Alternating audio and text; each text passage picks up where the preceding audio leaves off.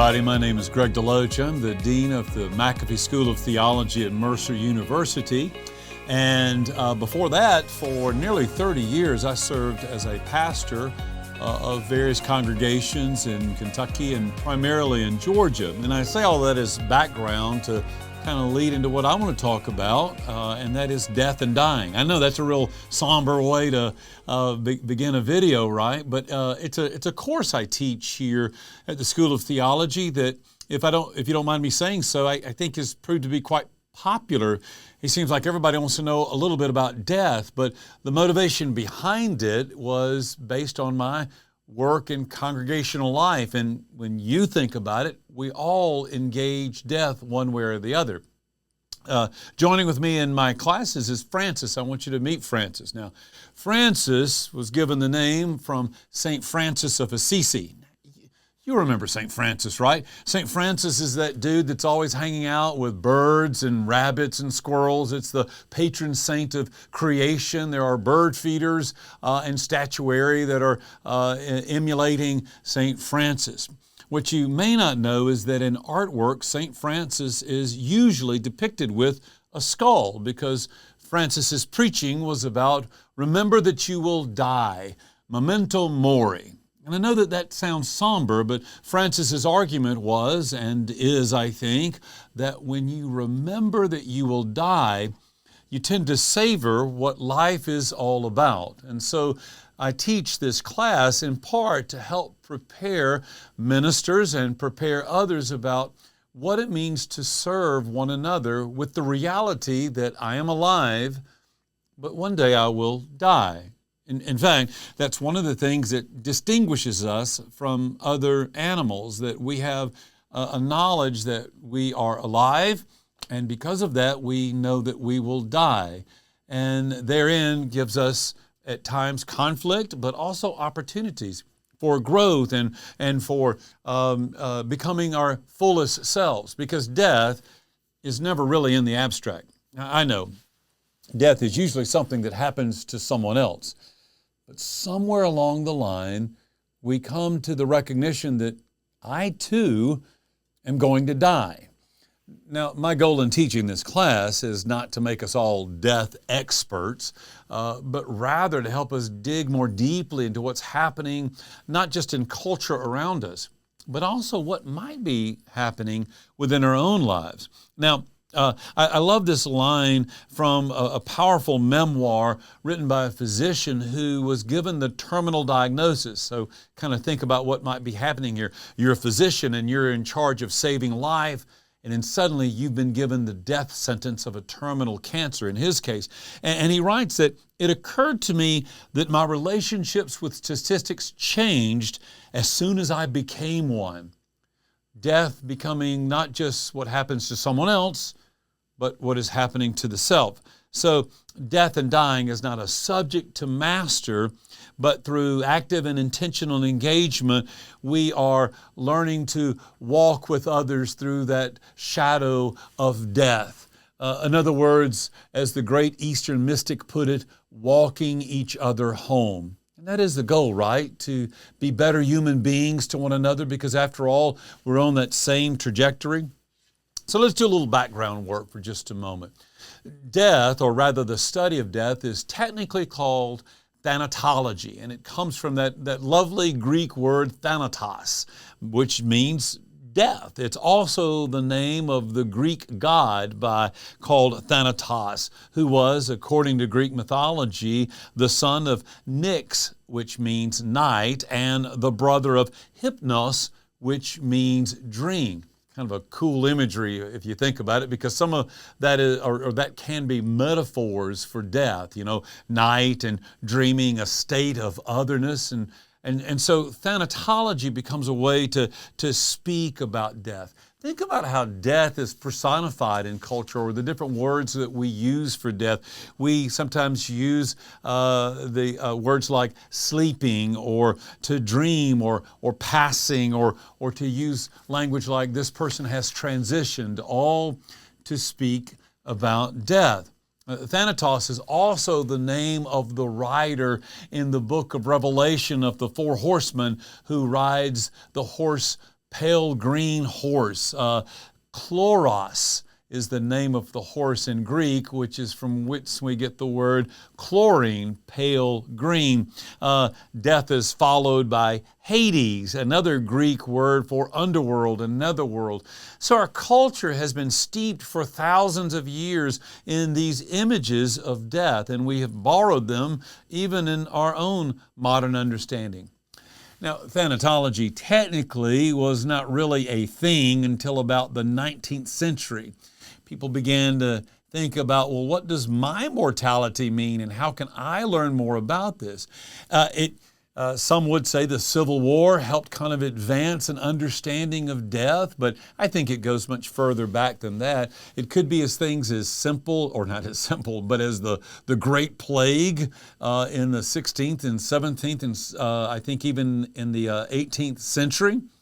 But certainly during the Civil War, where in our own country there was the slaughter of human beings and people seeing their comrades and family members die, began to ask questions about themselves. As an aside, it's also where modern mortuary came to being, that is the embalming of the body, because so many were dying and not having an opportunity to properly observe the mourning rituals of their loved one because they died on a battlefield so far away.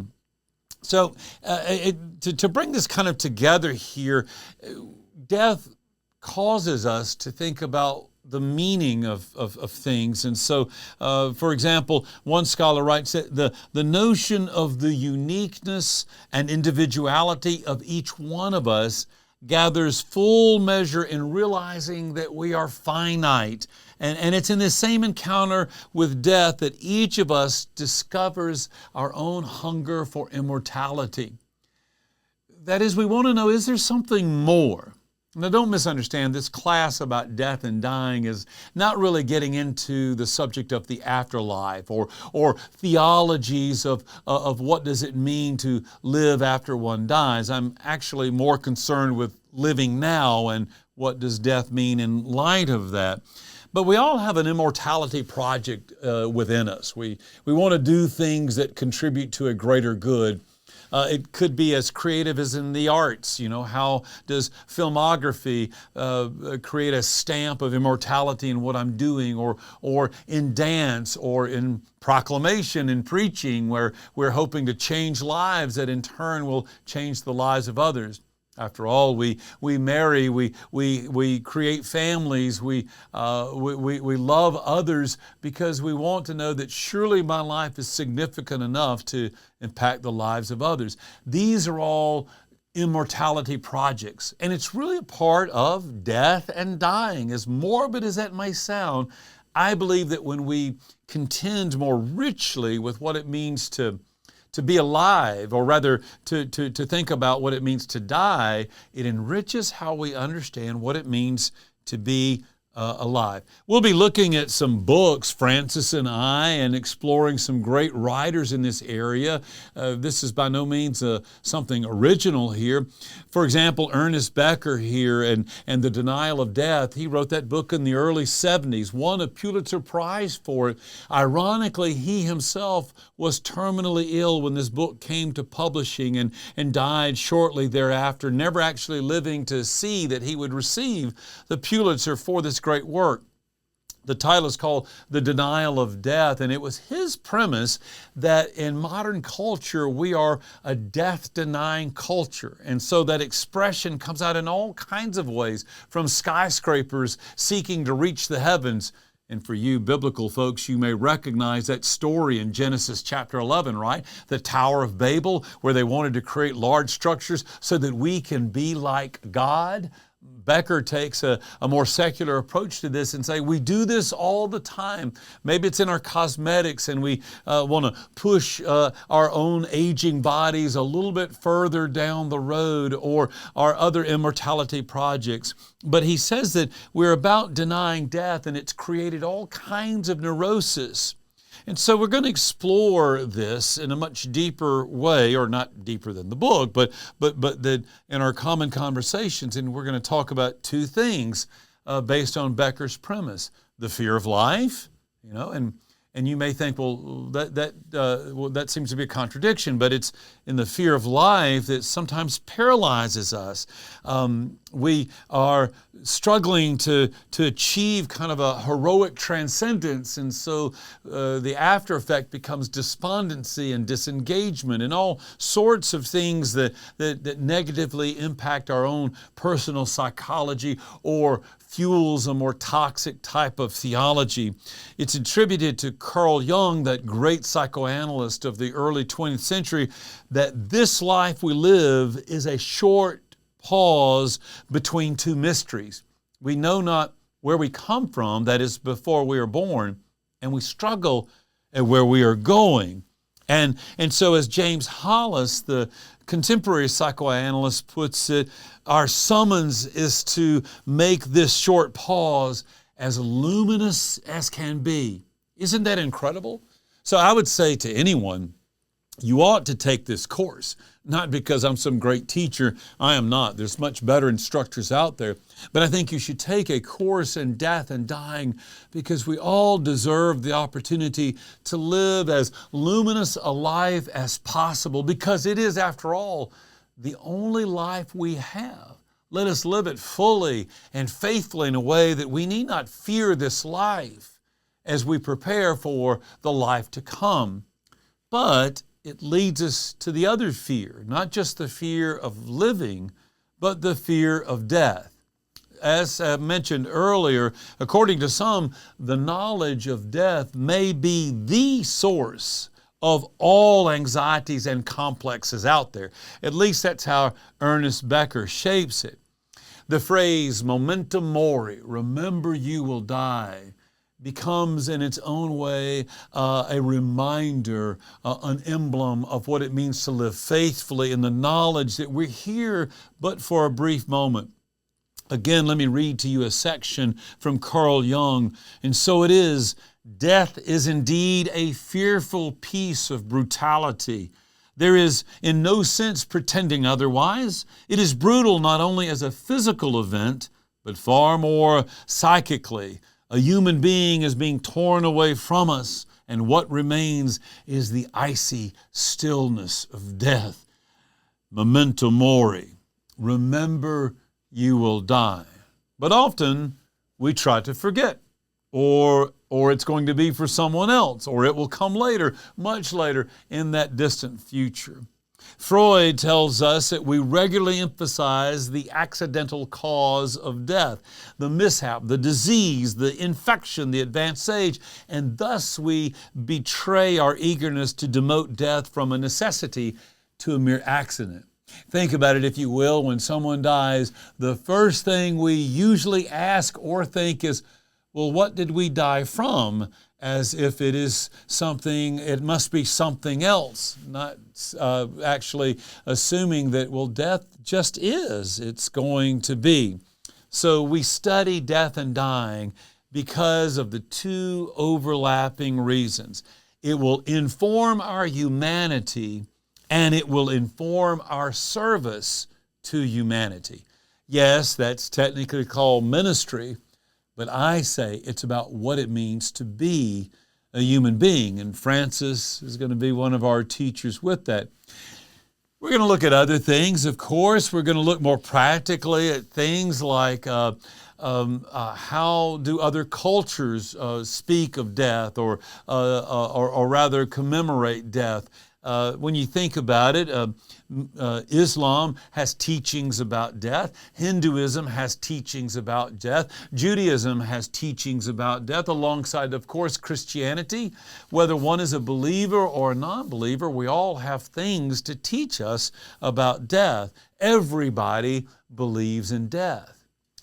One of the things we'll talk about is, though everybody dies, not everybody dies equally. So we're also going to talk about the inequities of death. That is, if depending on one's race, one's gender, one's socioeconomic status, not everyone dies equally. So privilege does have, well, its privileges, even in things that should be as democratizing as death. And so we will explore about what does death look like, particularly in minoritized cultures, and how that is experienced.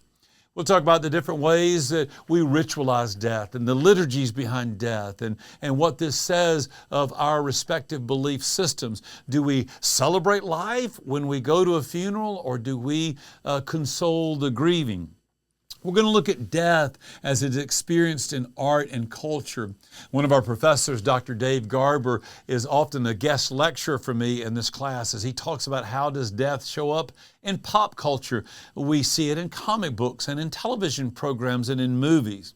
We're going to talk about the care of the body, and so we're going to roll up our sleeves a little bit and speak about, do we have a responsibility to the corpse? In other words, once the spirit, theologically speaking, has left the body, what's our relationship to what is left behind?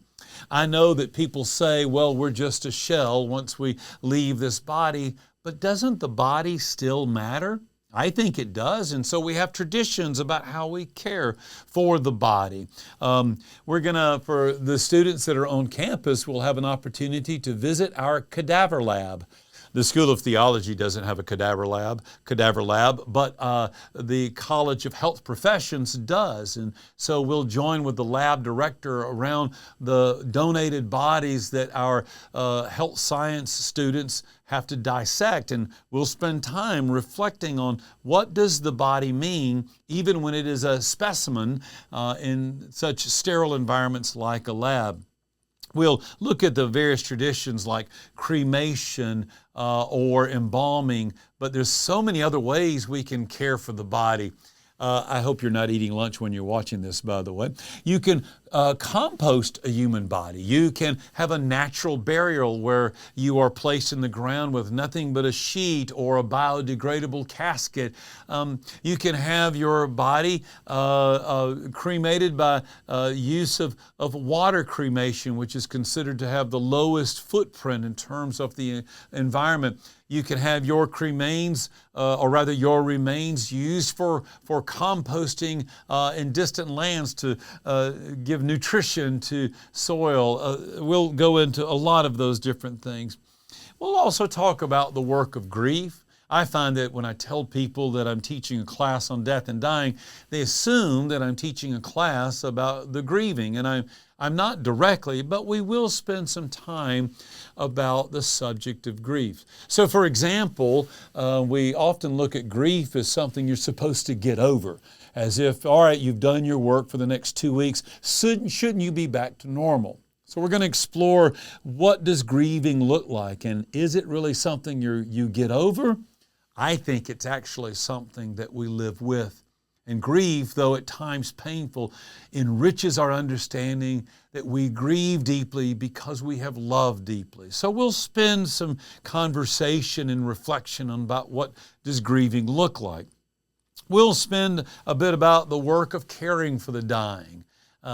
Instead of running from the dying, what does it mean to be alongside? We'll look at the professions that are often associated with the dying, like hospice chaplains or nurses and others that work with the dying. But our role as ministers, and here I'm speaking personally about the privilege of being by the bedside of those who breathe their last, and being able to hold their hand and lean closely into them, into these very liminal spaces where sight, or rather when their life becomes life everlasting. We'll also speak about, what does it mean to remember the dead? How do we create the memorials, and what are some of the popular things that we see in our own culture and in the other cultures? And then we'll also spend some time planning on dying. So one of the things I do with our students, and if you are expecting to be a student, you can expect to have this as your final assignment, no pun intended. But the final assignment is this. At the first day of class, I give them all a randomized death date. So I say to them something to the effect that in the book of Ecclesiastes, it tells us that for everything there is a season and a time for every matter under heaven, but your time is up. And so I give them a death date. Now it's random, so they may be dying in 5 years or 2 weeks or in 70 years. But I give them this randomized death date. And then their project is this. they've got to research their cause of death based on the best of statistical analysis. And so depending on your gender, your race, your age, you may have a certain profile about the likelihood of how you will die. And so they research about their cause of death.